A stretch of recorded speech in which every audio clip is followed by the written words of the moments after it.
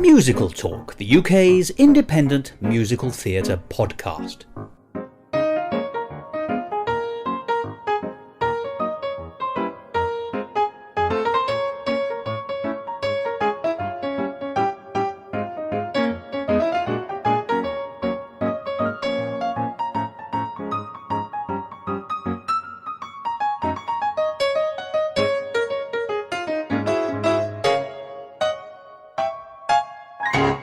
Hello and welcome to another edition of Musical Talk. I'm Thos Ribbits, a man so theatrically minded that I think that the rake's progress is a way of measuring the incline on a sloping stage. Well, episodes of Musical Talk come to you in all manner of ways and with all manners of people. Sometimes it's an interview, and sometimes it's just a sit-down chat. But usually there's some idea before one goes into the conversation about what it is you're going to be talking about today. Well, occasionally you sit down with someone you know so well or with whom you share so many cultural overlaps and references that you don't need to do that, and the results can still be a fascinating meander through the world of musical theatre. And that, today, ladies and gentlemen, is how I'm setting out our stall. Because a while ago now I sat down with the very lovely Dom McChesney at the Royal Festival Hall in London, clutching my little microphone in hand, and we decided we would just chat and see where that conversation took us. Now, he and I have very broad tastes in musical theatre, and much of it overlaps. And, perhaps not surprisingly therefore, we both have a mutual love of the works of Gilbert and Sullivan. But although Sir Arthur and Sir William kept us well stocked in conversational anecdote, it also became clear, as you'll hear yourself as you listen to the episode, that a discussion on Gilbert and Sullivan can take you into many, many different areas of musical theatre. So, why not tag along with us for a jolly old stroll through the Savoy operas and see if it takes us into pastures new, or at least pastures only occasionally trodden. And so, with that ambition to have less ado about nothing, let's start that conversation with Dom McChesney.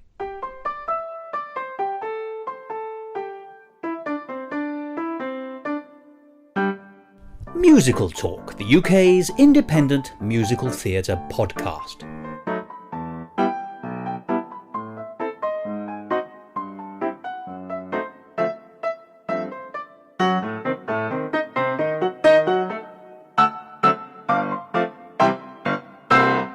Now, listening to the great archive of Musical Talk, I say thank you for the great. over the years, there are obviously I've listened to many episodes, and some I have links with and some I don't particularly have links with. One of the ones that has cropped up is when you've been talking about Gilbert and Sullivan. You have often mentioned, and you've given, I don't know whether this is correct, what has been intimated to me is one of your favourites is certainly Ruddigore. Oh, yes. So, because Ruddigore is one of my favourite GNSs. It is my favourite GNS. That's a sensible man. Yeah, and I wondered how did you first come across that one? Was it were the TV specials that were shown in the 70s and 80s? Yeah. Had you known a few Gilbert and Sullivans before that, and then the ones you didn't know you were watching? Or had you collected the GNS from that point and gone out and physically visited them? And how did you get to Ruddigore being your favourite? That's an interesting question. I'm going to have to sort of piece it back from the archive of my memory, really, or the archaeology, perhaps. Yes. I can tell you how I got into Gilbert and Sullivan in a strange way, I think, which is I was a fan of Frankie Howerd. So you're quite right about the television series, the Brent Walker series, yes, which sort of ran for a few years in the 1980s. They are of mixed quality. Yes. And they use stars from both Britain and America. And for Trial by Jury, but most notably HMS Pinafore, which I remember as being one of the earliest ones they showed on British television. Yes. It was advertised as a Frankie Howerd vehicle, much less than being a Gilbert and Sullivan. Yes. It was a bit. But I remember it was relatively late in the evening. I think they were showing it at something like 10 after the news. Or something. Not that it was saucy in any way. Because I remember them being on a Sunday afternoon. They did radio series on the Sunday afternoon, and then it was definitely the TV one. And then they repeated them on BBC Two in a special Gilbert and Sullivan series. That's probably what I remember then. So yes, but the original one, it was a kind of one-off. And I wanted to see it because it was that mixture of late night television, and I was still only 12 or 13, and so going to bed late was still a treat. Yes. And I love Frankie Howerd. And I remember that. But the thing at the same time that happened is, and this ages me, is that my family joined a record library. Oh, yes. Public libraries in those days didn't just do books. They did, well, I suppose they still do CDs, actually, and DVDs. But this was seen as quite a revolutionary idea. Yes. But the local branch of the library that we had that also had an audio section was cassettes. Oh, yes. And my family was much more cassette than record, so we went there. And I remember that my father would have the right to take 4 out or whatever it is, but he let me and my brother have one each. Yes. And I saw HMS Pinafore, the D'Oyly Carte Decca recording. Yes. I think with John Reed as Sir Joseph Porter, and I took that out because I remember enjoying the HMS Pinafore when I'd seen Frankie Howerd. This is how I remember it. Yes. Because even as a 12-year-old, I knew I wasn't into pop. I didn't like the contemporary pop scene. Yes. And I didn't really very much like the historic pop scene. My father was into 60s music, that was his youth. Yes. Wasn't particularly into 60s music either. So I was looking for music, and I've stumbled across Gilbert and Sullivan. So it's not a hereditary thing, as it often is. Oh, right, yes. You know, my family have subsequently grown to love Gilbert and Sullivan, mostly because I was introducing it into the family. Yeah. But it's not a family trait at all. So I took out the cassette, the double cassette, 2 cassettes in one case it was, yes. If you remember that cumbersome way. Yes. I would merrily listen to them. But then what I did is I worked my way through the rest of the Gilbert and Sullivans that I had in the library. Now, I didn't know the order, so I just took them out willy-nilly. Ah. And I remember very early on finding Ruddigore very much to my taste. Yes. In a way, I'll be honest with you, I don't so much like Patience. I appreciate it rather than truly enjoy it. I never go to Patience first choice. Right. I'm actually not that much of a fan of the Gondoliers, funny enough. I think it has lovely moments, but it's very bitty. But Ruddigore seemed to me to be a fantastic, holistic whole piece, and was almost more noticeably overtly funny because each of the characters had a flaw. Now I know, or a comic twist to them, which you do see in all the others. In the Mikado, you see that. Well, you mostly see it actually. Some of the 3 little maids don't really come out as characters other than being winsome. Although I suppose you could arguably the chief pretty maid is very, very selfish because she compares herself to the sun and the moon. Well, and Pity Singh has that. She has the wonderful trio in the second half. Well, then they're talking about how they watch the execution. Yes, and the execution. Yes. So she shows a very pleasing wit in that moment. That's true, actually. Yes. By the way, nice use of pleasing wit. Yes, that's right. Yes. So you're quite right, but for some reason or other, the characters in Ruddigore seem to me to be written for me. They were pitched at the very level I like. Yes. And also I'm a sucker for, bad baronets and aristocracy and all that kind of stuff. And I find the score sparkles from beginning to end. And this is, if you remember, the Decca recording is the old D'Oyly Carte version, which is the butchered version. Yes. So it's got the Lily and the Bee finale rather than the Basingstoke finale, as I like to think of it, which is now the standard ending again. And doesn't have Patterson, either of the two, the baronetcy comes very dear at the price. Yes, or right. I once, it's the one about having a canary and drinking only milk. That's right, yes. And off to a wicked theatre. So those were 2 Pattersons which are now either put in and weren't at the time at all. I just loved it, and I still went through the rest of them, and I also found Cox and Box and things like that. But it just landed on my lap. So your question was, a long time ago, was it the television version? No. Right. I loved the television version, but I already knew Ruddigore by then. Right, because I also went to the Sadler's Wells Centenary version on my own. It was the very first time I went to the theatre on my own. I was 17. It was 1987. Wow. With Harold Innocent? No, he was in the cast. I didn't go with him. Oh, right. No. Yes, exactly. He played the baronet. Despard. Yes, absolutely. Yes, Didn't die that long afterwards. Another 10 years, I think. Yes, it was quite recent, really, that he died, wasn't it? So I always liked him. But anyway, so I went to see that, and even in my house where my parents live, I bought the poster. Oh, really? So on the wall of my bedroom, this is the level at which I took it.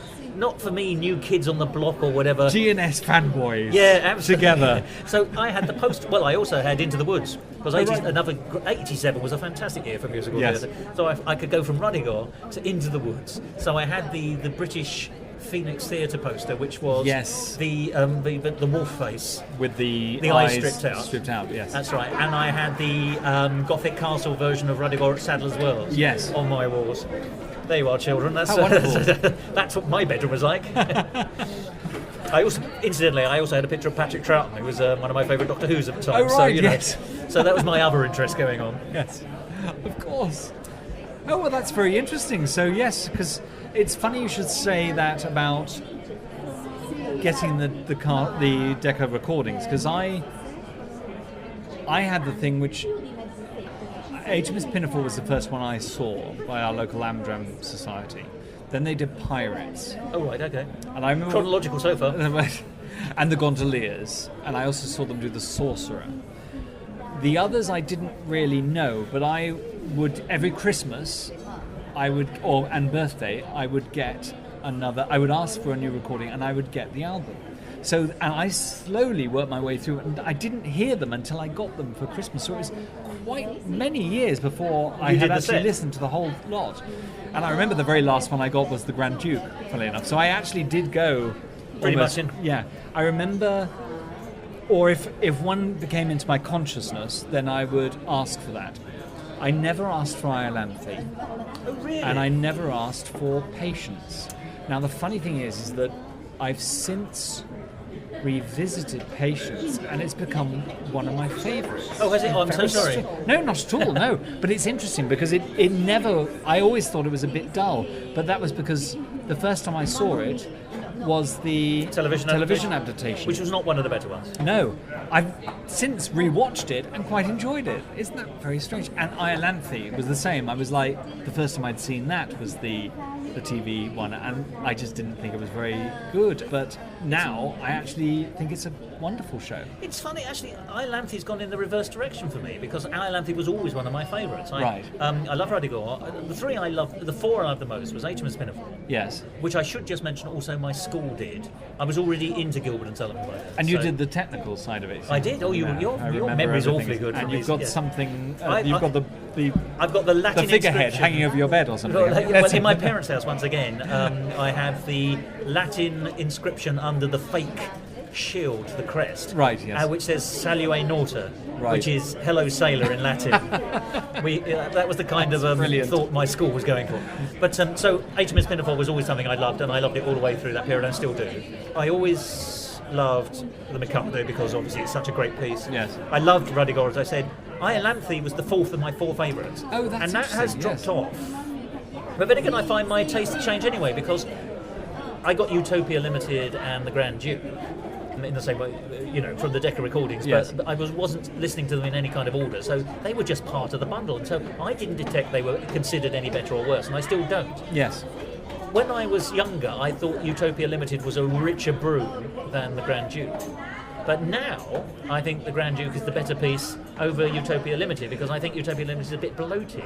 Well, funny you should say that, because I hadn't listened to the Grand Duke for a long time.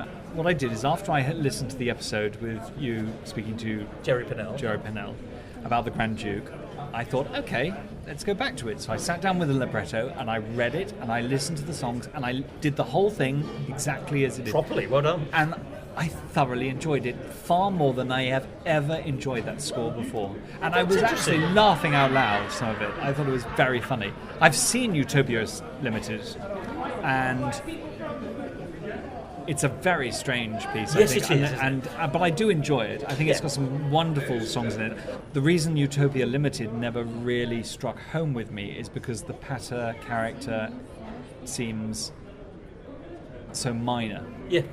So it doesn't... You're calling the Chief Exploder, aren't you? That's right, yes. The main comic, it's not so much of a character... It was a waste of John Reed. Yes, I agree with that. Now, there's actually a few of the TV ones that I never saw. I've never seen The Yeoman of the Guard or The Mikado, which I heard weren't very good. Yes, so, William Conrad, I seem to remember. Is it Clive Revel? Clive Revel and Joel Grey. He was in the Yeoman. Yeoman, that's right. I didn't think he was particularly bad. He was Jack Point. Yes. I mean, they are of variable quality, but for a lot of us, they're the only video representations available. I've done 4, personally. I've done Yeoman of the Guard, where I was chorus. This is chorus. That's right. As you acted. Yes, acted. I did this in summer stock in America. And I did Pirates Penzance, where I was Major General. Were you now? I was Coco in the Mikado, and I was Robin in Ruddigore. Oh, I see. Well, I see the lines you were going for. Yes, exactly. So the thing about Ruddigore is I think Ruddigore still carries on giving. Yes. Because I didn't know. I loved it when I heard it first. I loved it when I saw it first. I loved every iteration. I mean, Yes, just having Vincent Price as Despard, the bad baronet, is such a marvellous Oh, yes. conceit that almost everything else is forgivable, even if it's not that good. There are also a couple of jokes in it I like. When the ancestors come down from their frames, one is a bust. Yes, And, yes. and when they all fly off to represent the Ghost High Noon, he sort of falls off his table. That's funny. So I think there's little things like that which are nice. As I've got older and I've researched the history of theatre and the history of drama, of course I've learned what the tropes of melodrama are. Yes. And now I realise that every single character Gilbert has upside down, shall we Yes. say. But even down to Mad Margaret, who historically is a fallen woman, that's why they go mad. Like in Lady these- Audley. Yes. In Lady Audley's Secret, you know. In Victorian fiction, And all of them, really. yeah, you go mad because you've done the naughty. Yeah. But she's in love with a bad baronet, and it's very clear that nothing has happened. Yes. In the good interpretations. And therefore she's gone mad through her purity and her honesty. Yes. I have seen versions where Mad Margaret comes on pregnant. Right. But I don't like it because it's not. It doesn't work, and also I think it misunderstands what the character is. It's obvious to say so, but even Richard Dauntless, who's the sort of the hero sailor and was always the hero in these original pieces, is conniving and too timing. Yes, completely. Sir Despard, who's the bad baronet, endows a bishopric and Yes. all that kind of stuff. So I love the fact that every single character is inverted, every single one, and that to me is it's like playing the piano backwards. It's Yes. a masterpiece. Yes. I saw a very good production, which it did do something which is similar to the Mad Margaret being pregnant, which is it didn't quite work, but there were elements of the production of Ruddigore which were fantastic, and this was Exeter University Gilbert and Sullivan Society. Oh, I used to have a connection there. Oh, really? Yes. Oh, but Josh Clark, I think, who's been on this programme Yes, a couple of times. yes. I think it was also Exeter who ultimately did Gilbert and Sullivan, the musical, the bio musical, really? Yes, a couple of years ago. yes, So it was indeed. Detty Ellaby. Because their productions of GNS were fantastic, and I remember their production of Pirates started with the Pirate King swinging on a rope across the stage, shoving his knife into the top of the front cloth, Yes. and ripping ripping it in half, and the thing would open. Good I mean, it was the God, most yeah. amazing opening. But Ruddigore, they set the whole thing. The first half was all set in a Victorian whorehouse. So Okey-dokey. all the maids were whores. When the first opening chorus was all the girls in the bath and hip bath washing Oh, their yes. hands. Mad Margaret was like the whore who was just a bit too old now, and so she was right. stumbling around with a huge gin bottle. Dame Hannah was head whore. Oh, the madam guy. Yes, she was the madam. Yeah. Robin Oakapple was Salvation Army. Oh, right, okay. Purity, yes. I can't remember what Richard was, but when when they did the I remember tears streaming down my face, laughing my head off when they sang the beautiful church song. It's not a quartet. Madrigal. The Madrigal. Yeah. Because Mad Margaret was directing. It was kind of conducting. It was very, very silly. It's one where they go through the four seasons. That's right, the isn't four it? Yeah. seasons. It was very funny. The second half, when Robin has become Riven, they had two huge staircases going either side of the stage, leading to a giant organ. Oh, and it really? opened with Robin playing the organ. Good Gothic. Good Gothic, very Dr. Phoebes vibes. Phoebes? Dr. Phoebes I would have gone for, but I don't mind, yes. Very Dr. Phoebes. Abominable anyway, yes. Yes, abominable. When the ancestors had to appear, they flooded the orchestra pit with dry ice or yes. smoke, and it rose. So all the ancestors rose through the smoke of the orchestra pit in front of you. Like an organ would have done. Yes, indeed. Yeah. Yes. Oh, that's really And clever. it was wonderful. It was absolutely Probably wonderful. atmospheric as well, I think. Very atmospheric. And I was sat right on the front row, so it was like the Yeah. zombie appearing in front of me.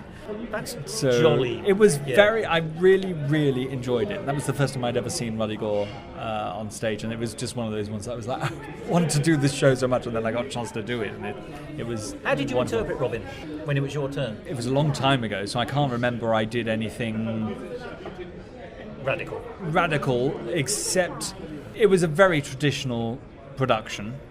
The second half, Ruddigore, castle itself, huge back corridor. I was very much baronet in smoking jacket.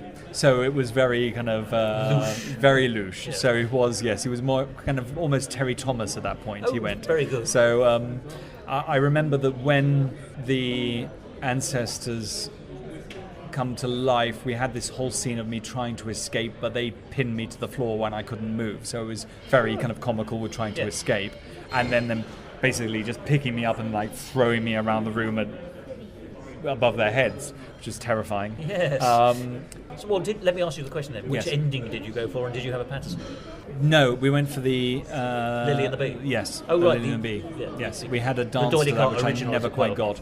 Yes, we had the doily card version, so we didn't do that. So we didn't do the one that is recently done. I've seen some wonderful pictures. I think was it Scottish Opera did it a few years ago? North. Opera North. Yes. I didn't see it, but with John Wilson. Oh really? As conducting. I saw that twice at the Barbican. It looked beautiful. I loved it. Most people loved it. Few people were underwhelmed, but then again, I think that's one of the occupational hazards with Gilbert and Sullivan. That some people have a set idea. Yes. It didn't stray too far, but what it did, it was so lovely to see a professional production with a professional budget and professional singers. Yes. Enthusiastically conducted by John Wilson, who puts his heart and soul. It was lovely to watch him as well. Yes. So I was right near the enormous pit in the Barbican, watching him as much as I was watching them. But everything was done pristinely and beautifully. Yes. And even to this day, I can remember the set design tremendously well. You meet Rose in her bedroom, and it's all angular walls. Right. She's reading a book of etiquette and all that kind of stuff, but it was sort of it wasn't geometrically perfect. It was very much eccentric, like false perspective and things like that. And then the other set, the one that was the most amazing one, was Robin when he is Sir River Murgatroyd in his study, which is the whole set was panelled walls with portraits everywhere, and of course some of them were high up. So when they came out of there, it was the old Gauls thing. Yes. Turn off the lights. Turn on the lights. The Gauls has gone, and the actors in the same costume are standing there. Yeah. But some of them had to climb down from above the second-story window kind of thing in this enormous hall. So it was quite athletic as well. Yeah. And he had this old Victorian desk. Yes. In the middle, around which he'd been sitting and sending his messages to Adam to go off and find himself a woman, as it were. Dr. Maiden. Yeah. I don't remember lines now, but I can't.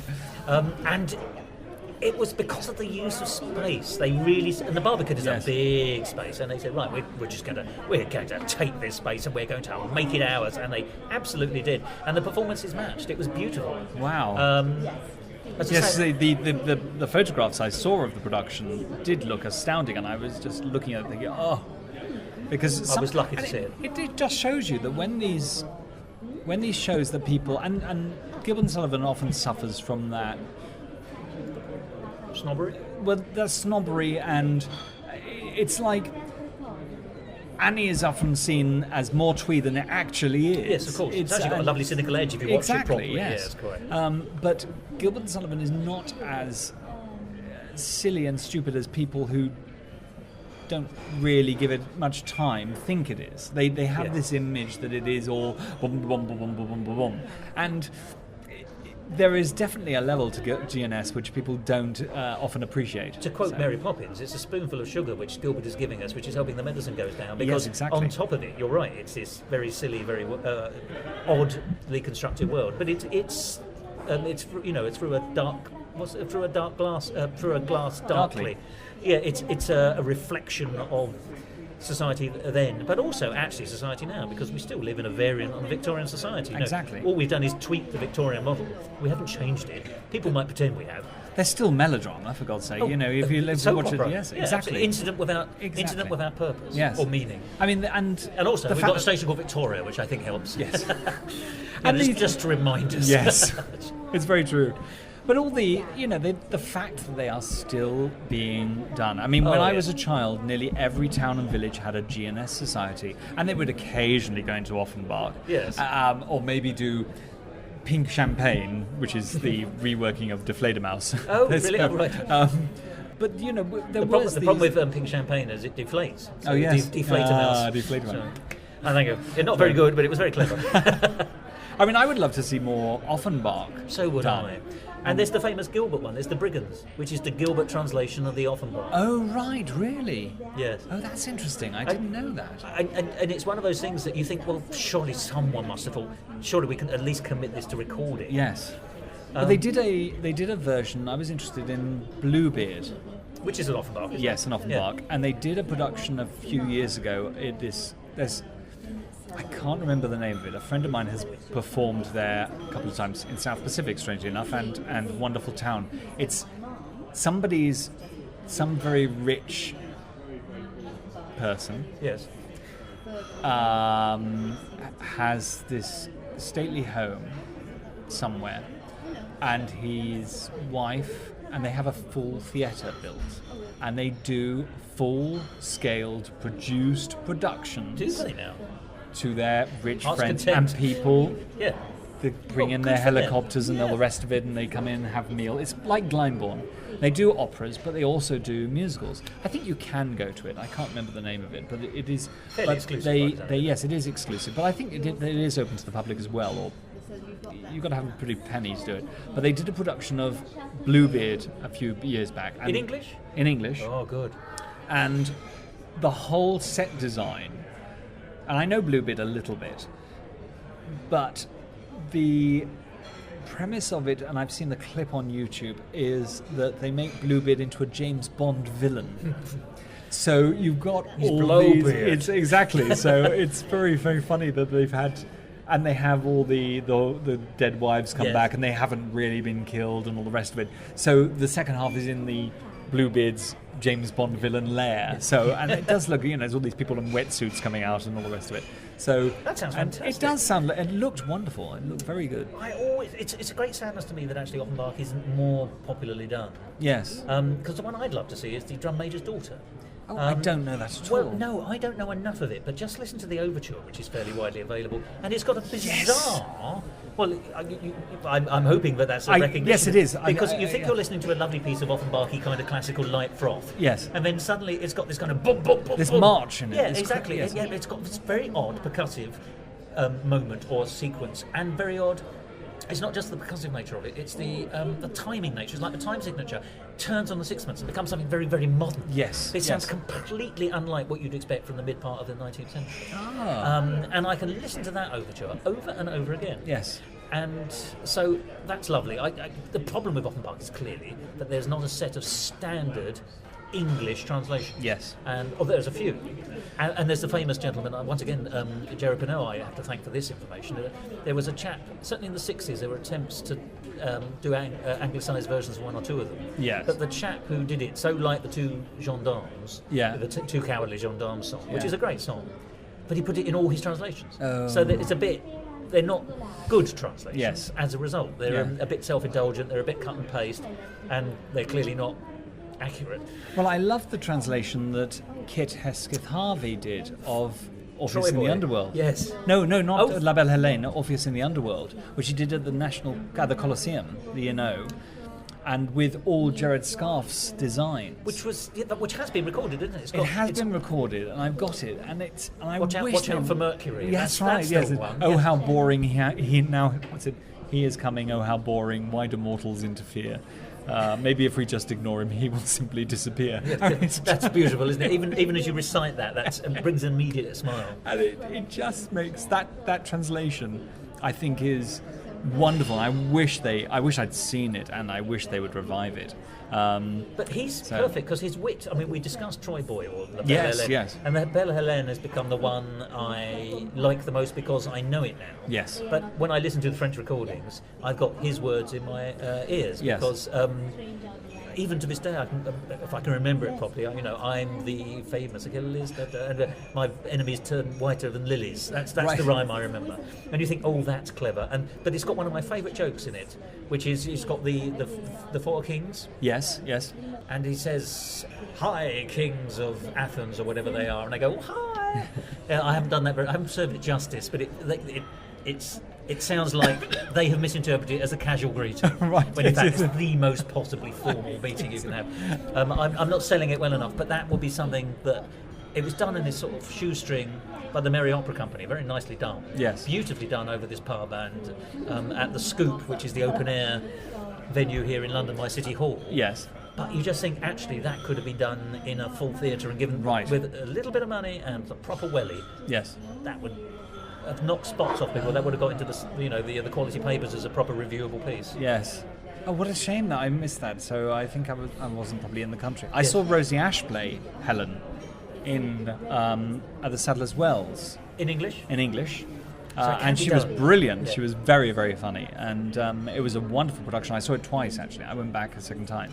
And then beautiful, beautiful staging of it. There's a very good, if you don't mind watching the subtitled versions, there was Laurence Pelly, I think might be right. Laurence Pelly was the director, young director of the opera company at, I want to say Lyon, or is it Lille's? Lille? There's a place called Lille. Yes? Lille. I think it's Lille Opera Company, and he's a Offenbach expert, and he did a very good version of Orpheus in the Underworld, which you can get on DVD.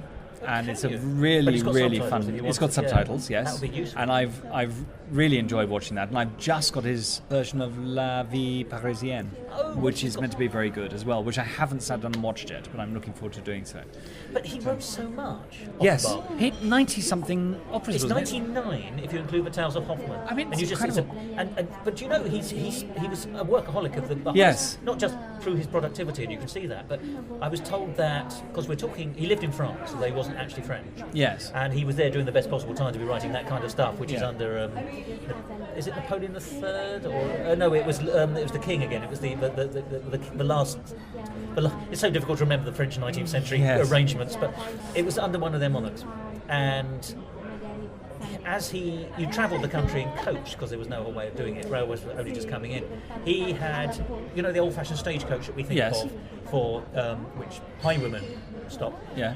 Instead of having seats on a bench on one side on the inside and a bench on the other, he had the bench facing forward, and then the bench that would have been facing backwards, he turned into a writing desk, and he would compose as he was travelling the country in his coach. Wow! He really wouldn't waste a minute. But I mean, that could have been. I mean, it's bad enough writing your homework on the school bus in the morning. So I mean, I can imagine what. Not that I ever did that. If anyone's listening. I can imagine with the suspension. Yeah. I mean, maybe that's why you do get these wonderful rhythms. Well, actually, do you know that's a very good point? Because Fred Astaire, oddly, I know this is a real leap, but Fred Astaire, in later life, would credit the fact that his family lived in a very cheap house when they. Because his father was Austrian, Fred Austerlitz originally. I mean, he was born in America, but they had a very cheap house or tenement block right next to a railway line, and the trains would start first thing in the morning. And he said you could hear the constant rhythm. And he said he believes it was just the fact that rhythm was drummed into his head from such an early age that it became so natural for him that tap dancing and all the syncopated dancing that he was able to do. And it is his syncopated dancing that he's really remembered. Yes. I mean, he walks like a dream, but no one remembers that. Yes. That he puts down to that. Now, I think that's quite interesting, what you've just said about the rhythm of the coach being imposed upon Offenbach. Yes. Because he's sprightly, isn't he? I mean, absolutely. The songs that I've really remembered are... And he has those numbers in every operetta. These very much jaunty, soufflés, jolly soufflés. I mean, in the Grand Duchess Gerolstein, there's a wonderful number which she sings, and I can't think of it now. But of course, Dame Felicity Lott is the great Offenbach singer, leading lady. A few years ago, I thought to myself, must find more Offenbach. Yes. It was actually as a direct result of La Belle Hélène, the Troy Boy. And it's almost impossible to find English translation recordings, and that is such a pity. The Ohio State Opera Company which is a very have good done a few amateur. Yes, yes. You can get a few things. They suddenly did Bluebeard. Some of the translations sometimes can be a little bit clumsy. Iffy. Yes, clumsy. Yeah. But now interesting. Has GNS? I know of going back to Ruddigore, I know of a GNS translation of Ruddigore in Italian. Really? Yes, and they did it as a six-hander and a piano. And there's clips of it on YouTube, and it looks brilliant. It's almost done in a black box, and it's very, very physical, and it looks fantastic. I wonder if that's the Carl Rosa Opera Company's version of the Ghosts of Ruddigore, which No, I think it's different. But that's almost like a black box. That's that's a very small cast. Because the Ghosts of Ruddigore, though, is unless they took it, then, well, maybe it is. But the Ghost of Ruddigore starts off with a modern-day storyline, doesn't it? That's right. It starts in a car. They're listening to... It's quite a clever conceit. They're in a car driving down to Cornwall. Yes. They get caught in a fog, but they're listening to the overture of the D'Oyly Carte version of Ruddigore. Oh, I see. On the car stereo. Back to cassettes again. Do you see how it works? Yes. And then, of course, the car breaks down, or they get lost in the fog, and then they step out, and they find themselves in the town of Red Herring and, Ruddigore Castle on the hill. And that's how that comes about. Right. So yes, it starts contemporaneously, but I think it's... So I wonder whether this is the Italian translation of the Ghosts of Ruddigore, because I've only seen that clip, and Robin walks around with a duck. Oh no, I'm not remembering that. I mean, they're all wearing black, Yeah. but and Robin, he's got a duck as his thing. I don't know whether duck becomes Adam. Old Adam, but for some reason, but it is. It works, so does it? It's very strange, and it's only a small clip. It's not the entire show, so I don't know whether it works or not. But they use black and red a lot. Everything's black and red. Which is very gothic, though. Yes, it's very, very gothic. But I wonder whether GNS is translated into other countries and whether they do it.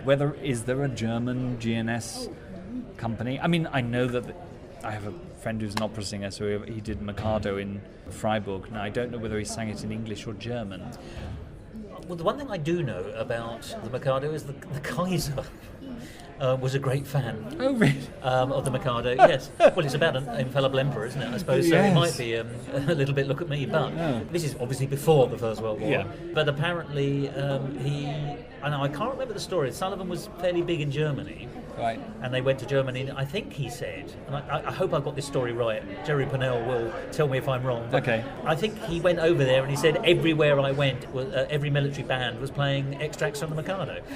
Interesting. In his honour, of course, yes. But it was obviously a well-known... Yes. But that's a very good question, because we think of it as absolutely... Quintessentially British. Yeah. And it's the British answer to Offenbach. It just happens to be everyone's answer to Offenbach. Yes. But there's no reason why it shouldn't be done abroad, but I've never stopped to look. No. I mean, I think of it as an Anglophone thing, but then again, I'm only looking for it in English. Yes. I mean, I know that it does, it's obviously... Australia, but it's more the European countries, whether they do. Because, I mean, obviously, like I said, when I was a kid, every town and village had their own amateur dramatic society, musical theatre society, and a GNS society. It was like three... You could go to. Yeah, you could go to. And like I said, they occasionally did a bit of Lehar and... Frimmel. And Frimmel. And... Romberg. I did Romberg as well. And what was the other one? I've done quite a few weird operettas. I've done the Vagabond King. Have you now? Yes. I mean, I don't like European operas. No. I do like British. I like French. I mean, I like French, but you see, you can see the 20th century operetterising is when actually you lose the humour. Yes, I agree. And Ivan Novello falls into this trap as well. Sadly, yes, because Ivan Novello, the one thing that he lacks is humour. Yeah. They're very straight-laced, aren't they, in a way? I mean, and they're a little bit, you really need those ballads. You just need a bitter point comedy, Jack Point comedy. Yeah. I'd love to see Perchance to Dream redone, but actually, I think, as you said, that Ivan Novello Society, sadly, are not the society, but I think the estate. The estate are the Ivan Novello Society. A fairly estate. conservative way they don't want to change things, which sadly I do feel might is. Well, it hasn't worked their way. So no. But we've got to wait for it to come out of copyright. Exactly. So. Here's a question I wanted to ask you about Thespis. Yes. Now, there's a new performing version of Thespis out. Really? Well, it's been out for the last few years. Funnily enough, I know this because in my researches for Florodora, I discovered that there was a professional revival in a sort of sung, performed concert version above the Landor, which is a very small... Oh, yes. Or it was the Fimbra, I can't remember which one it was. It was one of the small but well-respected pub theatres. Yeah. Rosemary Ash was in it again as in the Ada Reeve character, which is Lady Holywood. But but that was about 10 years ago. Yes. And I've been researching it, obviously, and I found the website for the musical director. And his most recent thing, or one of his most recent things, is to have worked on a performing version of Thespis, because the book survives, although it's an abridged version. There's a lot of learned stuff that actually shows that it's not the original version that would have been seen in 1869. And it seems a lot shorter. Yeah. Than... And there's an important character missing. Venus isn't in it. And she was clearly the matriarch, because she's in the review, so they know she was there. Ah, right. But she's not in the version that Gilbert published in his lifetime, late in his life, in the collected works at Savoy. So and she was clearly the elder lady character that was so often in a Gilbert and Sullivan. So that archetype there right from the start, just not in this version. But there is a book, yes, and all the lyrics survive as far as we can see. But as you probably know, only the song from Pirates of Penzance, which is tripping over mountains, and that one is there, and Little Maid of Arcady, which was published as a parlour thing. Yeah. All the other music is lost, apart from the ballet music, which doesn't fit any of the lyrics. Do any of the lyrics fit? No, I've looked myself. Right. I've actually tried to see if I can make the lyrics, and it simply can't be done. Right. Or I can't do it. So someone has, or rather this musical director with a couple of others, has worked on a new Thespis working, which is music from Sullivan elsewhere, which has been, I have to say it, to my ear, slightly shoehorned. The lyrics are slightly shoehorned in. Yes. And some music from Offenbach. Now, it sounds like a really good idea, and I'm not saying it isn't. Yeah. But the clips I've seen I have one reaction to it, which is that I don't recognise most of the Offenbach, but I do recognise all the Sullivan bits from other Gilbert and Sullivans. Because I know Sullivan so well from Gilbert and Sullivan, I am always thinking of the original songs. Yes. So there's a song called I'm the Celestial Drudge from Thespis, and every day I must work at it or slop at it or something like that. Yes. And it's been forced into, I must say, My Boy You Can Take It From Me, of all the afflictions accursed. So now I'm the Celestial Drudge. Now that works. Yes. But every day I must slop at it. It doesn't quite work. Yes. And so, you wouldn't do that. But I think what would be much more interesting to me is the fact that I can't get rid of the original songs from my head. It just feels like a reprise or a working. Whereas if they went to the Sullivan operetta that he did away from Gilbert, of which we know he was doing right up until the day he died. Yes. Because Edward German had to complete the last one, the Emerald Isle it was called. It was only half finished. So I think The Rose of Persia is his last completed one, which is very good because he found himself a Gilbertian lyric writer with Basil Hood. But there is Thespis ballet music, isn't there? There is, but there's 5 bits and they're only about 2 minutes each. Right, so and they don't fit. No, that's what I was trying to fit. Yes. So I would like to see the experiment continued or done again, but I would like them to use not known Sullivan, because there's lots of lovely Sullivan music out there. Yes. But because most of us don't know the Contrabandistas or all the other bits and pieces he did, you think, well, can we make any of those fit? Well, it just needs someone who, and there's some very, very good musicians out there who could emulate Sullivan style. Well, someone did that recently, the last 10 years, with the great lost Savoy opera, which is called His Excellency. Oh, are you aware right, of yes, I have. It's very vaguely in my knowledge bank. Yes. It's a Gilbert musical from the 1890s. Yes. I think it's certainly after Utopia. It may even be after Grand Duke, so they've finished. And there's a fairly snotty letter in the archives from Gilbert to, I think, Helen D'Oyly-Carte, saying this would have been another one of our greatest successes if your expensive friend Sullivan had consented to set it to music. So they weren't talking at the time. You can see the 90s was a difficult period for them. Even though they'd made up, they weren't really friends again. Yeah. You probably know that, but forgive me. It's just setting the scene. Yes. But it had music composed by a man called Dr. Osmond Carr. Yes. He's always referred to as Dr. Osmond Carr. He's very obviously very proud of his doctorate. He's already lost me. Yes. Well, apparently it's perfectly charming, but not really up to. Yes. But the book is considered to be one of Gilbert's best books. Oh, really? Yeah, Gilbert back to form. It's basically, once again, it's set in one of his little European sort of duchies. Yeah. So it's very much like the Grand Duke or that kind of thing. But the great wheeze, I don't know if it sounds very good, but it was considered awfully good, was the fact that the Grand Duke of this particular duchy was a great practical joker. And so he goes around playing tricks on his Chancery Guard and all this kind of stuff, and visiting dignitaries. But it's considered to be a good topsy-turvy environment. It's considered to be a good Gilbertian world which doesn't really fall apart. Yeah. So it's a good book and a good set of lyrics by Gilbert, but it hasn't got a Sullivan lyrics. And the chap, and my apologies to him, he'd somehow got the money to make a recording of it, I think about 10, 15 years ago. Yes. But he had got rid of the Osman Carr music and written his own. Oh, right, yes. And I can't say I've heard it, so I can't tell you if it's good enough, good or not, or is sufficiently Sullivan-esque. I read his article on it, which was he did it for the best reason in the world, which is he would like more Savoy operas, so he went to the best alternative book Yes. and see if he could Savoyize it. But it's sung without trace, as far as I'm aware. I haven't heard anyone do it. There is a recording which I really ought to listen to. Which you can get hold of?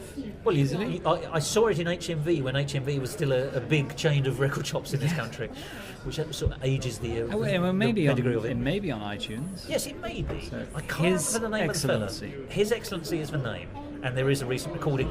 But at one level, what I'd really like is I'd like 3 versions of His Excellency if anyone's got a lot of money, please. Yes. I would like the Osman Carr version so I can hear the original. Yeah. I would like to hear this version with a proper orchestration because it's all very well writing it, but who you're going to, you need an orchestra to carry off Victorian style music. You can't do Absolutely. it on a synth or for a 4-piece band. Yes.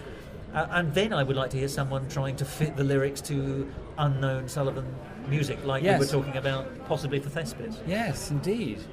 So there's still things that can happen in the world of GNS. It's so, not a dead canon yet. Not at all. Gosh, how exciting.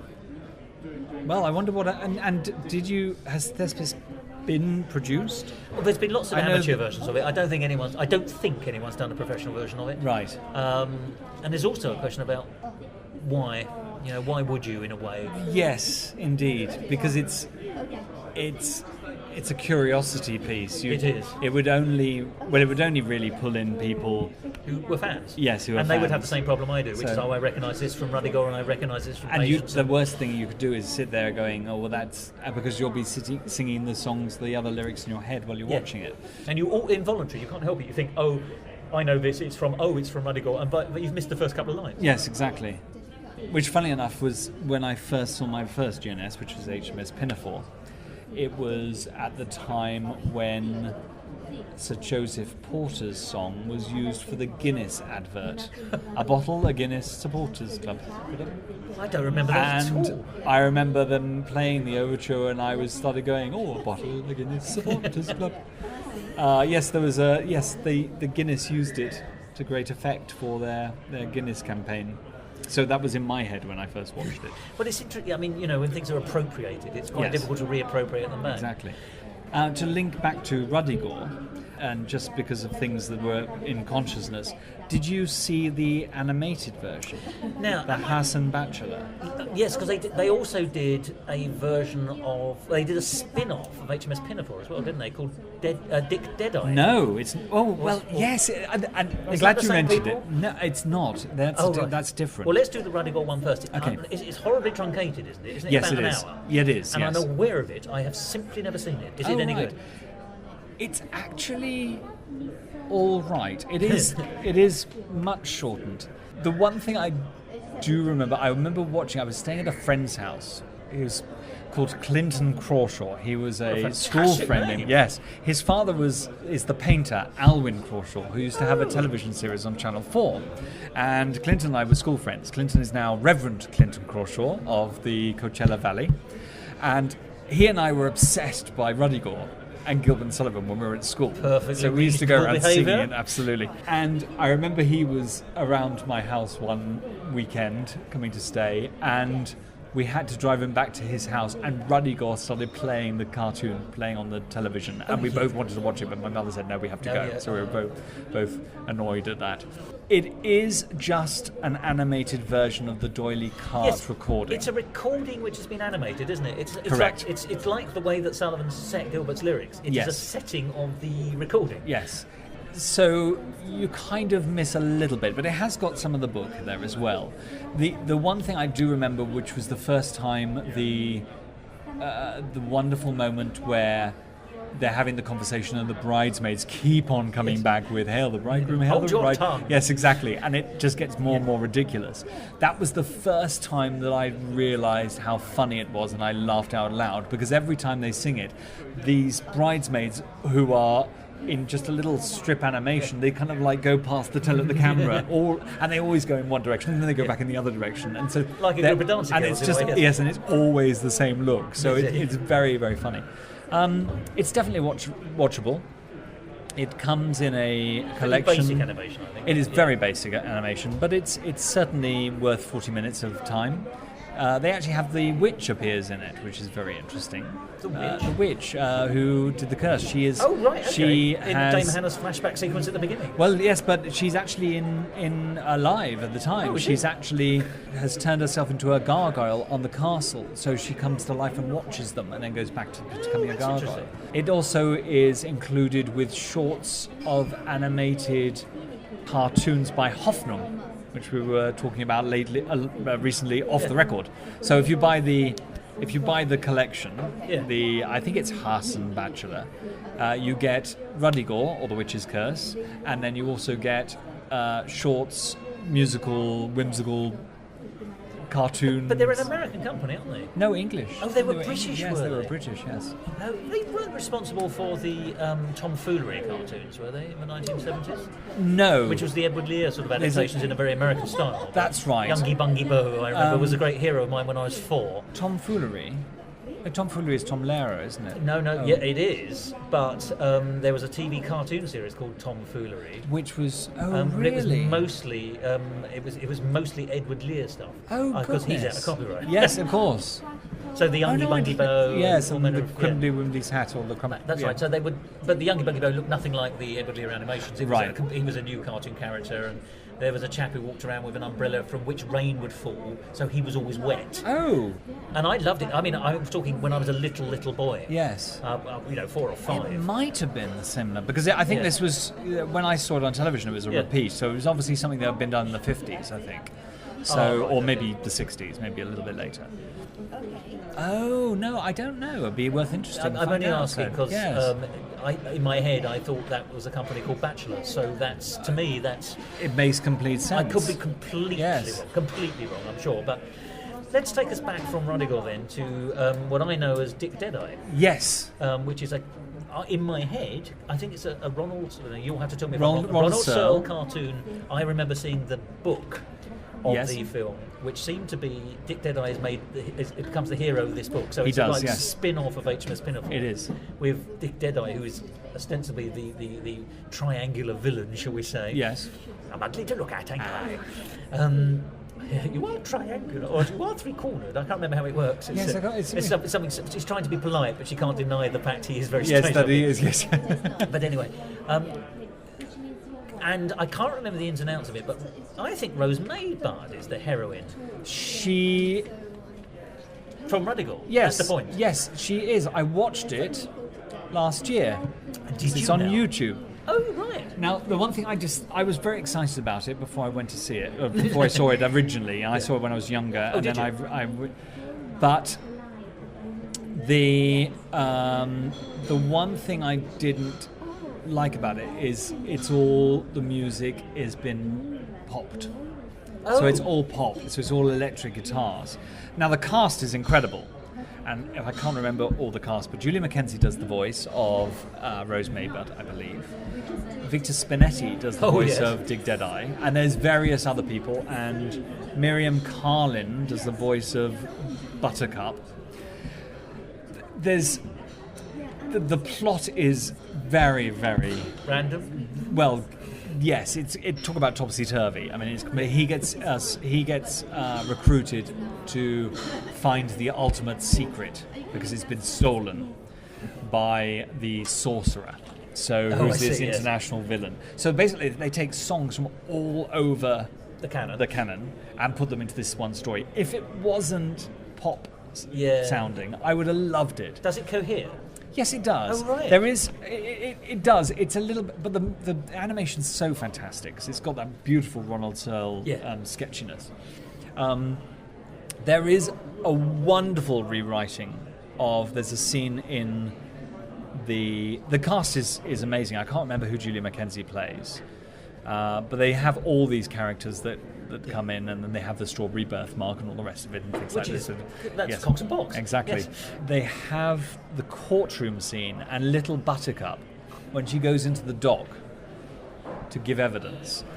They say, "Who are you?" And she sings, "I'm called Little Buttercup, dear Little Buttercup. Oh, how I wish I was not.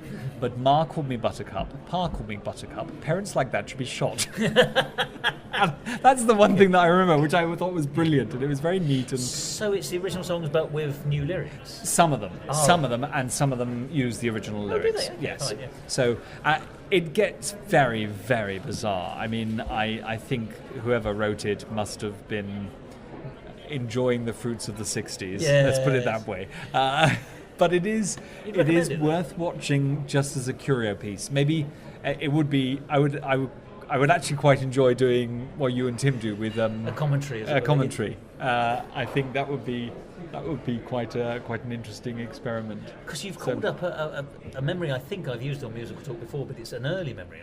My family were, we were inveterate pantomime goers, as I still Yes. am, and I remember going to a pantomime where somebody sang, "I'm called Little Buttercup, dear Little Buttercup, though I'm so terribly large. It's because of the fatuate, polyunsaturate, you should have had butter, not Marge." I mean, it falls apart at the end because as you should have Marge, not butter. But you got the joke. That's the point. And the fact I can remember that from an 8-year-old is, to me, quite surprising. So That's obviously very there's a lot of good. scope, isn't there? Yeah, exactly. But it just shows how GNS goes into popular culture even now. I mean, the fact that it was used for a Guinness advert when I was a kid, a bottle of Guinness Supporters Club, it's like... And if you, the Major General song was used in the Warner Brothers cartoon, Animaniacs. You can find that on YouTube absolutely. as well. And in fact, they spoof it several times because they do. Not only do they do countries of the world, but they also do the capitals of the United States of America's states. They do. But this is all back to Tom Lehrer again, isn't Yes, it? And his exactly. tomfoolery, which of course is the Elements. Yeah. I mean, once that template was set, you can now go off and say, "Let's list everything." Yes. And we'll use Sullivan and Gilbert. I should think that we'd be here for a very long time. So, yes, I mean, it is incredible how it's resonant it still is. Yes, it is. And it was, I remember it, oh gosh, I don't know where this memory's come from. This is what I like about talking with you, is that there's suddenly these Sparky. sparks. There's a very weird musical called Three Guys Naked from the Waist Down. Was this relatively the last 10, 20 years? Yeah, well, yes, it ran off Broadway and it came to the Donmar Warehouse. I knew nothing about it apart from seeing the record, produced by That's Entertainment Records, I think, from the New York. Thank goodness we have all these very obscure shows that John Yap has kindly recorded and gone out of his way. But in the musical Three Guys Naked from the Waist Down, which did come over and play at the Donmar Warehouse with Teddy Kempner, is the only cast member I can remember. And he's done quite a few musical comedies, and the RSC, I believe. But it's about three comedians, and they all have very different... approaches to comedy. One is very much like Lenny Bruce, is very kind of violent and foul-mouthed. And he has a lot of mental problems, and I believe he ends up committing suicide. So there's a very dark edge to it. And they're put together as meant to be at one point a comedy trio, which doesn't kind of work, and very strange. I can't remember much at all about it. But at one point, one of the ways of comedy that they try is a spoof GNS moment, and they're playing Major Generals, and it obviously doesn't fit well with their style of comedy. And I think the Lenny Bruce character interrupts it and has his kind of angry fit about how this is crap or whatever. So they use this song and this style, and it very much is GNS, and it's like the Major General's song. It's like a HMS Pinafore mashup between that and the Major General's song, which of course is also partly used, even though he says he doesn't like GNS, in Pacific Overtures, isn't it? Oh, it is. Yes. We bring you... Please, great hello. Yes, felicitations from Her Majesty Yes. Victoria. Yes, Yes. quite. So he knows how to do it. Yeah, yes, fine. exactly. So Although, if I may just make a quick observation on Please that. do. You know immediately that you're getting a Gilbert and Sullivan-esque representation of Britain and the Empire's approach to international domination, shall we say? Yes. When meeting Japan, as all the other countries are doing as well. So that, their characteristic songs. So Yes. it's interesting that he's picked that as what Britain would sound like and is immediately British. But actually, although the lyrics are Gilbertian clever, I think he's just gone for the Sullivan-esque rhythms. I don't think anyone listening to that would actually think that was a GS. No, it's just in the style Yes, of yes. It's got the It's esque, yes, because it's actually more complicated than. Well, it is, but it's also slightly less melodic. And I don't want to fall into that trap of saying Sondheim isn't melodic, No. because I don't believe that. Yes. But Sullivan has a particular felicity for that, which Sondheim doesn't quite have. Yes, I agree. It doesn't have those. It's freer- literally almost in one note Yeah. in Please Hello. But it is just the same Yeah. rhythm repeated in order to suggest. Yeah. Oh, this is obviously Victorian England, so we're going to go for the Yeah. stereotype of Victorian England, which is perfectly Well, there are adequate two. and right for that There moment. are two stereotypes for Victorian British behaviour in music. If you're middle class or upper class, you go for the Gilbert and Sullivan, and if you're working class, you go for the musical number. Yes, My indeed. lovely. That's very true. So Sing along if you know it. the weird link, which is going away for now from Gilbert and Sullivan, I suspect because it's a long time I've seen it, but I remember Teddy Kempner in a musical for Channel 4 television. Oh. It was a recording of a show that was showing, and I believe it was in the Barbican. I may be wrong. And it was a musical called What a Way to Run a Revolution. Oh, no, once again, not ringing a bell. No? And it was about the general strike. Oh. And it's a musicalisation of the story of the general strike. And These days it would be called strike exclamation mark. yes, it wouldn't would, Let's be yes. honest. And you can get you could get a cast recording, but it's very, very rare now. I've tried to find it on YouTube, but I had that on video, and Teddy Kempner was in that, and it was very good. I really did enjoy it. It had all these different characters and big number about Maisie's club or something, and there was one bit which was Isadora Duncan wearing, which was to the tune of the Ode to Joy. Isadora Duncan wearing not that much of anything led us in a dance that we found positively terrifying. I think if you've got an up-glass drawl, you might get away with it. We all tried to escape her. Frank Harris tried to rape her. No such luck. She just kept on dancing till the gramophone got stuck. Interesting lyric. Weird how... Who's Frank Harris? I don't know. Do you Frank know? Harris was a band leader, wasn't he? Right. Oh, yes. Probably did. At least I think so. Yes, so anyway, that's a weird one. So What a Way to Run a Revolution. What a Way to Run a Revolution was a show that starred Teddy Kempner. So that was my link to Three Guys Naked from the Waist Down, linking into Gilbert and Sullivan. Well, let's just finish then, because there's one further televised musical, Yes. which I remember I purchased it on videotape, and I don't think it's been released on DVD, but it is the D'Oyly Cart.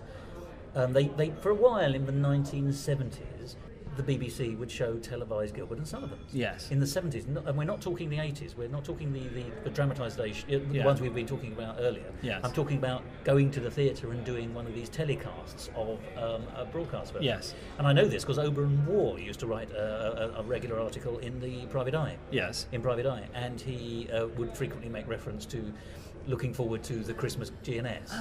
Oh. But anyway, the 1975 edition of that series, if you like, is HMS Pinafore, and it's a pretty good representation of the D'Oyly Cart, still in its prime in 75, hadn't yet Right. gone bankrupt, Yes. still firing on all cylinders, with John Reed as Sir Joseph Porter.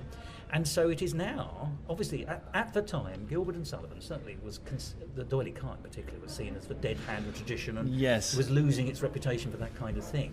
But it's nice the record still exists of this, because it is therefore essentially, the D'Oyly Cart version is the original Gilbert direction, so you're seeing Victorian direction. Yes. and that just hasn't, that has not persisted anywhere else. This is the only place you're ever going to see it. And Gilbert, by all accounts, was actually quite a innovative director. It's just having done it the same way for 100 odd years makes things a bit dry. But this wasn't dry in any way.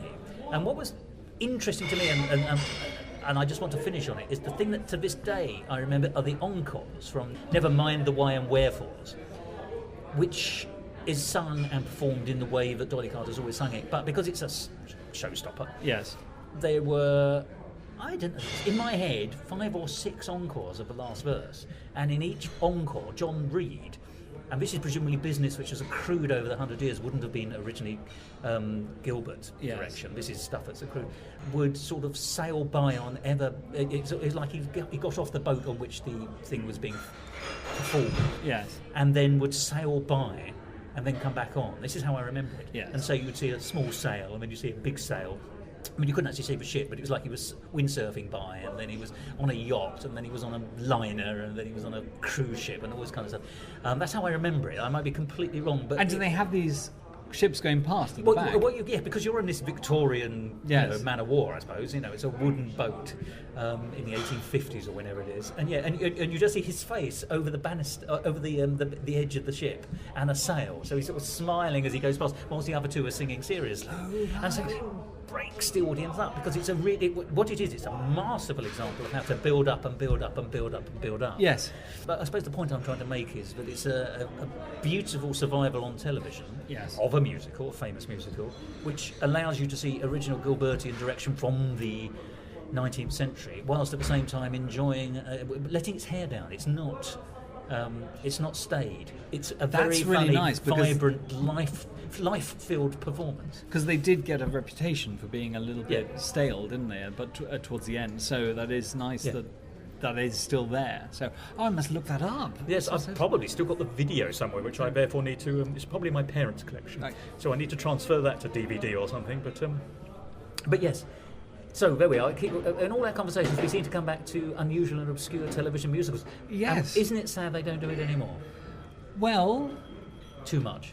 Well, no, but the thing is that after this Christmas with Sound of Music Live, maybe maybe we're actually seeing a tradition starting.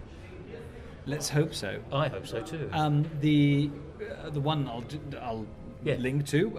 It was the one they did was the only one that I have come across, was the recording of She Loves Me, which was done for English television.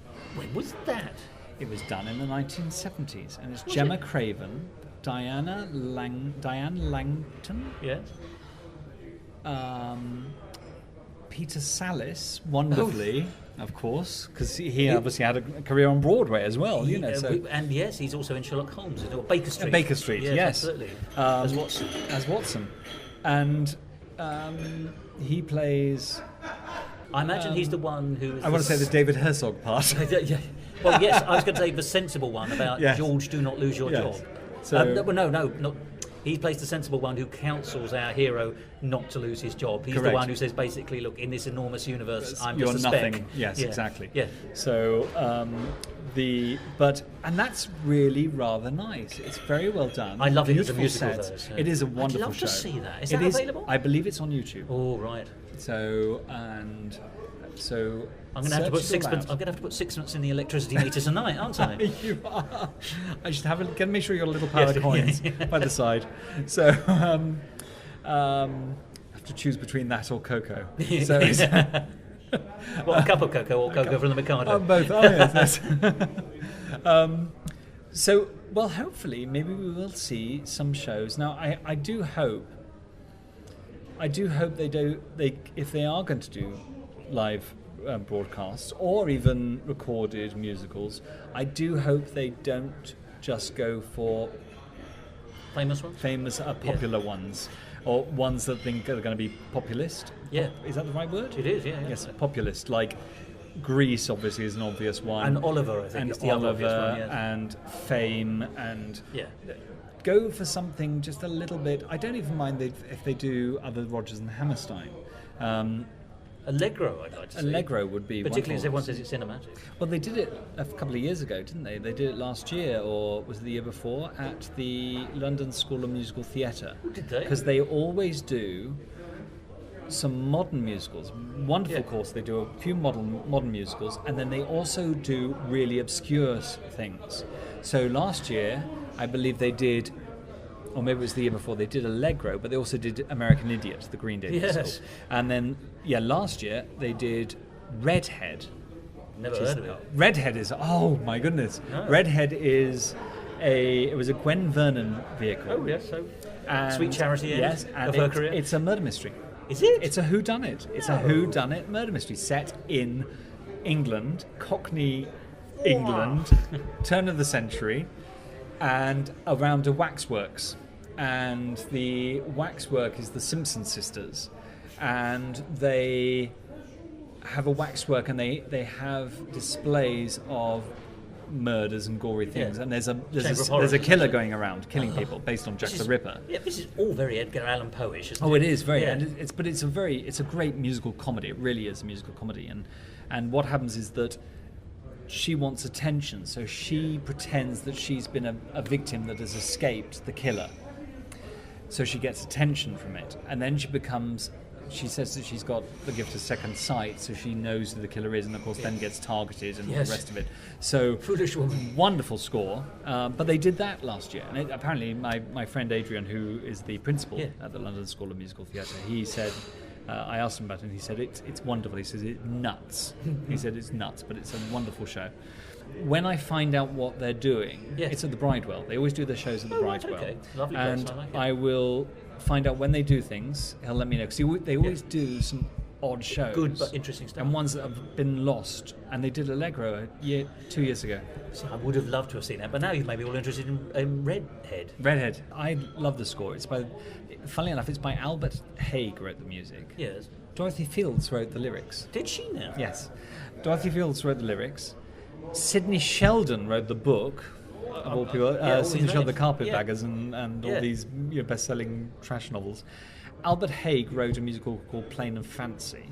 And Which a few, I've heard the name of that. Yes, it was a big vehicle for Barbara Cook. He's, however, best known for playing Professor Zaworzowski on Fame. Oh, The Mr. grey-haired beard. Professor Sharovsky. I remember him. Yes. He The was- Viennese one. Yes, Yeah. that was Albert Haig who wrote Plain and Fancy and Redhead. Good. Well, that's amazing. Isn't it? I love it when the world connects like that. It I've is, got isn't to it? It ask, is, yes. because you said it's set in Edwardian Yes. turn of the century Britain.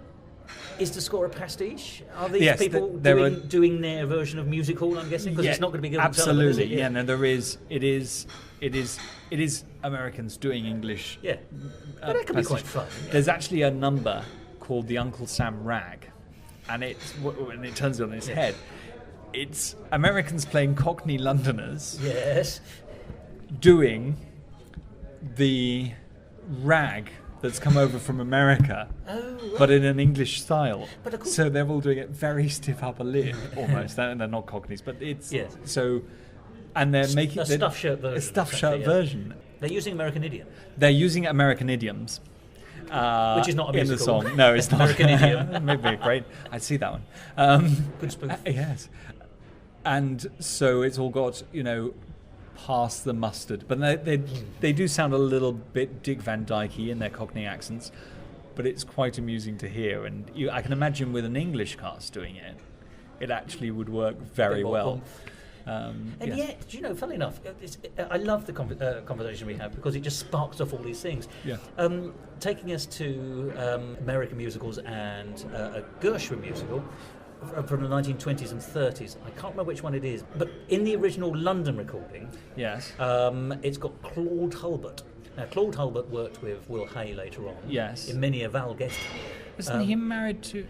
No, that's Jack Hulbert. There's Jack Hulbert and Cicely Courtney. Yeah. Jack Hulbert is Claude Hulbert's brother. Oh, Claude right, Hulbert is the okay. younger brother. Yes. And they used to appear together sometimes, but they both both represent the upper class. But he properly plays a Yes. stiff upper lip, chinless wonder. Yeah, you could give him a monocle. He'd be exactly that kind of person. And he's got a very appealing stage and theatre presence. But he's got he on the recordings of this show. He sings. Clap your hands. Clap your hands, all you people. No. Yes. Clap your hands, stamp your feet. Hallelujah, hallelujah. Everybody come around and join the jubilee. That's how I remember it. And I'm doing it a little bit like him, but he sings it. Because it's very clap your hands. Yes, he's absolutely, and he's doing it properly as a chinless wonder. Yeah. And then in the middle, he says, "I'm supposed to be doing a dance here." And he says, "I'm going." But do you know the recording? And he says, "I do know. It's on the musicals of the 30s and 20s. I had it on a very weird cassette." Yeah, so he comes on the minute. "I'm supposed to be a dance break here, but instead I shall endeavour to speak American. Hot dog." That's right. Yes. Which means, respectively, and he goes through a few, and then he says, which means, respectively, la la la la la la, sausages. And then he carries on with the song. Now, I used to play that on cassette at university. Yes. In my first year, and the way it was at my university, we were all in different rooms next to each other with paper-thin walls. Yeah. And the chap who was in the room next to me hated my choice of music. But of all the music he hated the most for me ever to play was Clap Your Hands, sung by Claude Hulbert, because he obviously got the lyrics and he just hated it. Oh, that's very, very funny. Well, I think it's marvellous. Yes, I do too. Yes. More Claude Hulbert, that's very funny. I can remember playing things.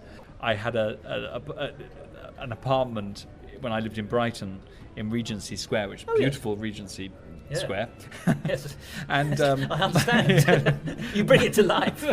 I had a basement apartment, and the door at the back, I remember having it open one summer's day. I was playing on my record player. Yes. Your dance set machine. I was playing Noel Coward. I was playing Bittersweet, I think. And the music, of course, was going straight out to the backyard and then echoing up this huge back wall into everybody's apartment. And I remember getting a buzz from someone saying, "Can you turn your bloody music off?" And thinking, how can anyone be I'm not playing pop music. Yeah. How can anyone be possibly offended by Noel Coward? People are strange. They are. I don't understand these people at all. So you put on your best green carnation and you went for a walk. Absolutely, yes. Well, on that reverberating bombshell, if I may say, which probably would have brought the entire building down. Yes. Dom, it's always entertaining to talk to you. I look forward to the Likewise, next time that we can... well, we started with Gilbert and Sullivan and we ended with Noel Coward, but once again, we went to a lot of places in between. We did, yes. All over the place. Indeed, not always just Britain. No. But thank you so much. It's always great fun. Thank you very much, Thos. It's an absolute joy.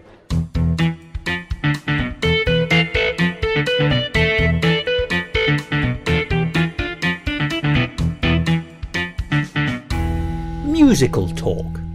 Well, there we are, the lovely Dom McChesney there, chatting away with me about Gilbert and Sullivan and All Points North. And if nothing else, I do think that episode absolutely proves the success of the MO, the modus operandi, of musical talk, which is just to sit down with people who like musical theatre for a conversation, because that's all that was. But highly enjoyable, I hope. Certainly was for me. And frankly, at the end of the day, ladies and gentlemen, that's what counts. Anyway, that's enough for this week. I do hope that you'll join us again next week, when I expect to be back again, but this time talking about the more recent end of the musical theatre spectrum, the works of Stephen Sondheim, and in particular the recent London production of Follies, which you may have heard is coming back in 2019.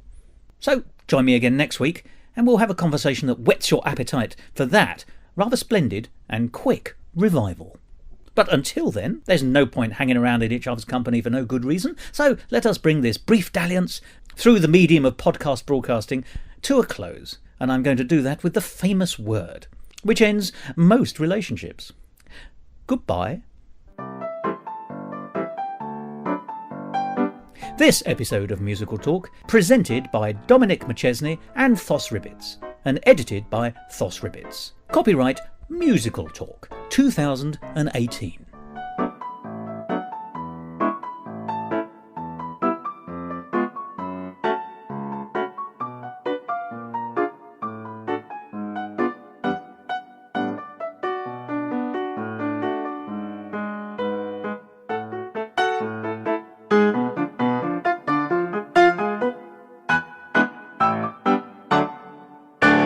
To find out more about the world of musical talk and listen to past episodes, go along to our website www.musicaltalk.co.uk, or subscribe to us on iTunes, and follow us on Facebook, Instagram and Twitter. And if you want to follow me on Twitter, you can, at Musical Talk Thos. That's the finale. That's right. Yes, that's the finale. Yes, When a man's become a naughty baronet. that's the one. Yes, that's the one. It's And they're saying all these American colloquialisms. Thank you. That's easy. That's easy for you to Yes, say. indeed. They're making all these. They're using American idiom. They're using American idioms.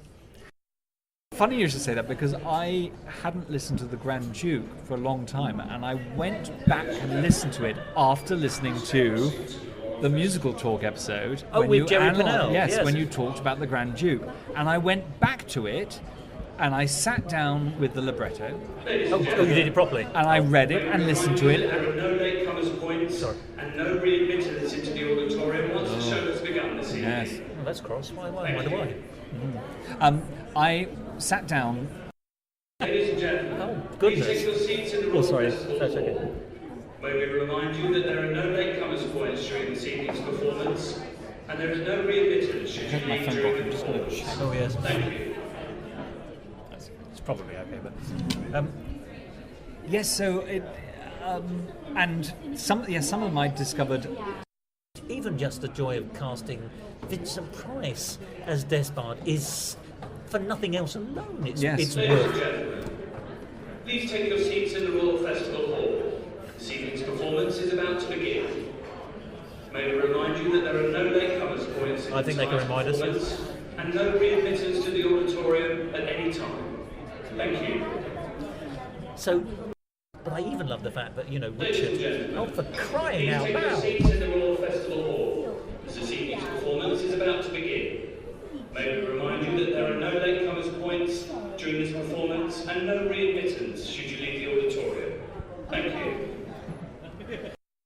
And Margaret was the Madam. Which she Ladies no. and gentlemen, please take your seats in the Royal Festival Hall. Performance is about to begin. It's finished. May we remind you that there are no latecomers points, and you will not be readmitted should you leave the auditorium It was during live. the performance. He muffed that so one. please take your seats. The performance is about to begin. He's doing it live. Thank you. It's very high. Very noises on. Yes, it is. They set the first half in a Victorian whorehouse. So they do Gilbert and Sullivan. Ladies and gentlemen, may I have your attention? Ladies and gentlemen, may I have your attention? Would you please leave the building by the nearest exit? Southbound Centre apologises for any inconvenience. Ladies and gentlemen, may I have your attention? Ladies and gentlemen. And it is a very strange show. I can't remember very much about it. It was. Ladies and gentlemen, please retake your seats in the Royal Festival Hall. Having just Performance is kicked you about to out. continue. May we remind you that there are no latecomers points in the second Of course, if half this was of the Hoffman, he would have done this on purpose. Readmittance should you leave the auditorium. Thank you. Well, I went to see Peter Pan Goes Wrong before it was in London. Yes. Because I'd seen the play that goes wrong. It's Yes. fantastic. Seen it several times. Wanted Peter Pan Goes Wrong. Seen the original version of that in London. Yeah. It went on tour in a very much less good version before it came to London. Was very much better again. Okay. They rewrote it for the tour, not very well. But my friends and I went to see it, and the theatre that was most neutrally sort of triangulated for us was the Yvonne Arnaud in Guildford. Oh, so yes. they travelled up from Southampton. I came down from London. And the show started, and then within 3 seconds, the manager stepped out and said, "I'm sorry, I've got to ask everyone to evacuate." And we all just laughed because we all thought it was part of the bloody show. And he said, "No, genuinely, I've got to ask you to evacuate. There's a fire thing." So the actors were going, "What's going on?" So eventually, but the problem was because the show is a deconstructionist piece, everyone thinks their is just very funny. We're all burning to death, but it's a just marvellous piece of theatre. Yes, that's right. Joan of Arc goes wrong. Yes, Yeah. Joan of Arc goes wrong. Well, she doesn't burn to death. Yes, exactly. She's found innocent of Yeah. all crimes. So, On your way, my young lady. Teddy Kempner, I think. Teddy Kempner, who is appeared in Teddy Kempner. The only actor I can remember is Teddy Kempner. Excuse me. But they try it. They try it. They try it, It's yeah. considered a method that should be Ladies and explored. gentlemen, Please take your seats in the Royal Festival Hall as this evening's performance will continue any minute now. May we remind you that there are no latecomers points during the second half of tonight's performance and no readmittance. Thank you. Unless you're evacuated. I hope it's not Meister singers in concert, otherwise they're going to be here for days. Yes.